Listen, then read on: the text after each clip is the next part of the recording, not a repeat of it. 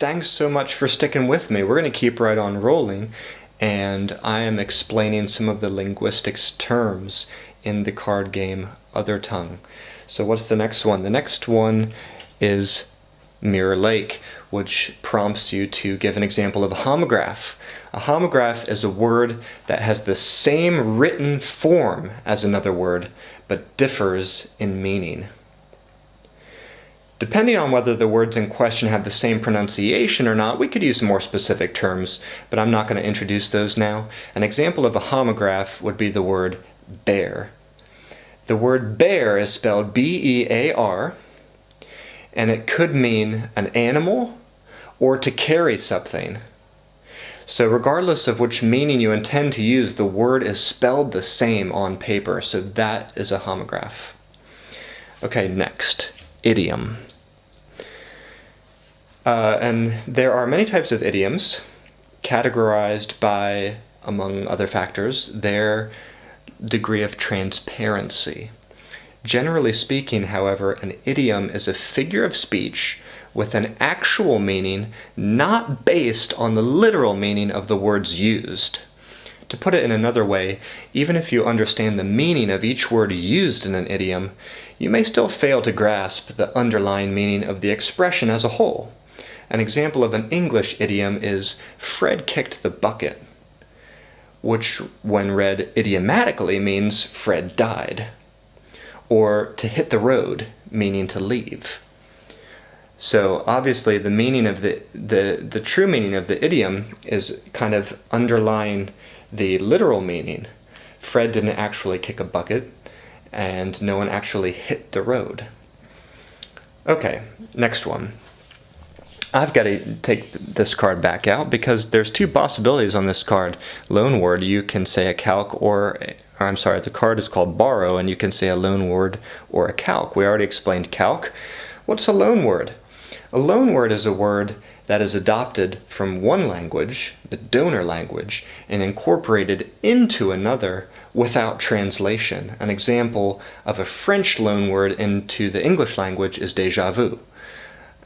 English also uses many loanwords from Italian to describe classical music, like tempo. There are various types of loanwords based on their degree of assimilation into the recipient language. So, study up difference between calc and loanword. You won't regret it. Okay, the next one. I have a card here called Levitation, and this is a really fun card. This gets us to say some magic words. Magic words are most often associated with witches, wizards, shamans, sorcerers, and the like. Usually they are portrayed as a secret, mystical, or divine form of language known only to a few. Pronounced correctly, magic words have specific effects or activate certain powers. Popular magic words in English include abracadabra, alakazam, shazam, hocus pocus, and open sesame. So, do you know any magic words in the foreign languages you are studying? That would be really cool. You should look into that. Okay, next one. Ebb and flow asks you to say pairs of opposites. That's easy enough. Opposite words have exactly the reverse meaning of each other and often form a pair in our minds. For example, if I say hot, you would say cold. If I say long, you say short. I say black, you say white. These are pairs of opposites. Let's move on to a portmanteau. Not quite sure if I'm saying that right. Let me know in the comments. A portmanteau is a word created by the blending of two or more words. Emoticon is a portmanteau of emotion and icon. Smog is a portmanteau of smoke and fog. Note that a portmanteau is not simply joining two full words together. It is not simply joining two full words together. That we would call a compound word, like starfish. It's also different from a contraction. A contraction is where two words that would normally appear together in a sequence are shortened. So think carefully if you know any portmanteaus in your foreign languages that you are studying. Okay, we gotta keep rolling. Don't want this video to get too long or too overwhelming, but we got a few more cool cards. We're almost through it. This one asks you to say a tongue twister. Okay, a tongue twister is a phrase that is designed to be difficult to articulate properly for a speaker, typically causing some amusement for listeners. An English tongue twister is, she sells seashells on the seashore. Okay, the card Viral asks you, the card Wildfire asks you to give an example of a viral word or phrase. So if you're plugged into the social media of the country whose language you are studying, you might know what kinds of words are hot and spreading across the internet. This is the time to say those words.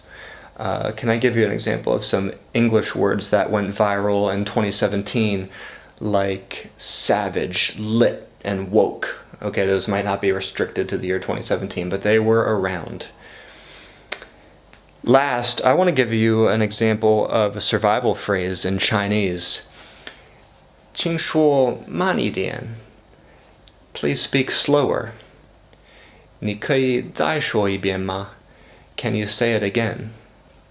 So, the card Undertow asks you to give an example of survival phrases in your foreign language that you're studying, in your target language. And those phrases are often very important when you're first starting out, or when you are traveling to a foreign country. You're going to need to say those types of phrases. So Undertow gives you the opportunity to say those. Guys, thank you so much for staying with me. I know this video was rather long, but I hope you learned some really interesting linguistics terms. And if you have any questions or comments about these, please leave them down below. I'd be so happy to have a conversation with you. Until next time, my name's Matthew Boyle, and I am from languagecardgames.com, and we are looking at the card game Othertongue. Take aim with your target language.